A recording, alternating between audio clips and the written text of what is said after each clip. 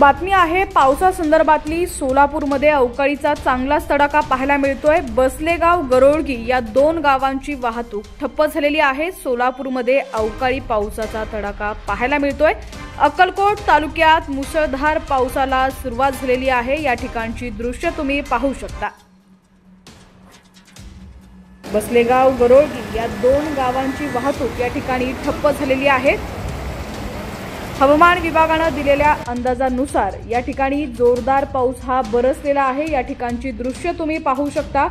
मोठ्या प्रमाणात या ठिकाणी अवकाळी पावसाचा तडाखा हा सोलापूर जिल्ह्यातील अक्कलकोट तालुक्यातील या 2 गावांना बसलेला आहे।